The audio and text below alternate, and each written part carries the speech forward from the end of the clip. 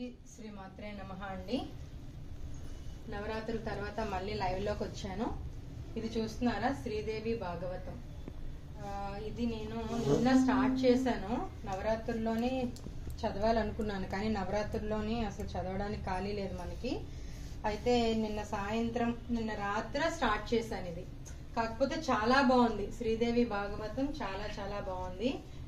ఈ పుస్తకం నా దగ్గర 2 సంవత్సరాల నుంచి నవరాత్రిలో చదువుదాం అనుకుంటున్నాను. నవరాత్రి టైంలో నాకు అసలు ఖాళీ ఉండదు కాబట్టి చదవడానికి అవ్వట్లేదు, తీస్తున్నాను పెడుతున్నాను. అయితే దీనికి ఒక మంచి ముహూర్తం వచ్చింది, నిన్న రాత్రి తీసాను ఇది.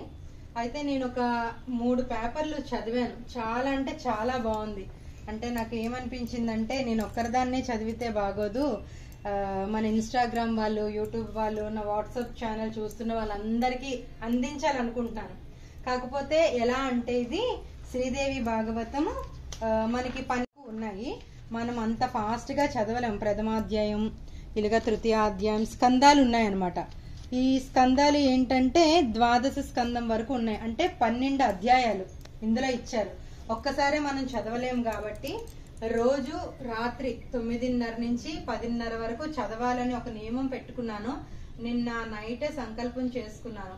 అందరూ చాలా మందికి ఏం చెప్పాలనుకుంటున్నానంటే, ఇది డైలీ మార్నింగ్ 3 పేజెస్ పెడతానండి. స్టార్టింగ్ నుంచి ఎవరైనా ఫాలో అవుతాను, చదువుతాను అన్న వాళ్ళకి ఇన్స్టాగ్రామ్, యూట్యూబ్ లో పెడతాను. ఖచ్చితంగా డైలీ 3 పేజెస్ పెడతాను. ఎందుకంటే టైం ఉండదు, అందరికి చదివే టైం ఉండదు.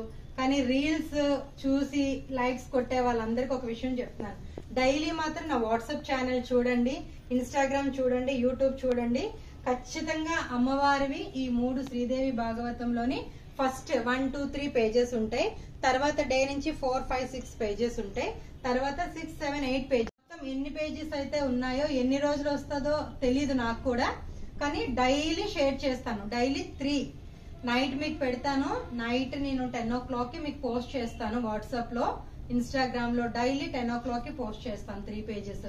ఖచ్చితంగా చదవండి, ఖచ్చితంగా చదవండి. ఎందుకంటే శ్రీదేవి భాగవతము చూడాలన్నా, మన ఇంట్లో ఈ పుస్తకం ఉండాలన్నా చాలా మహద్భాగ్యం ఉండాలంట.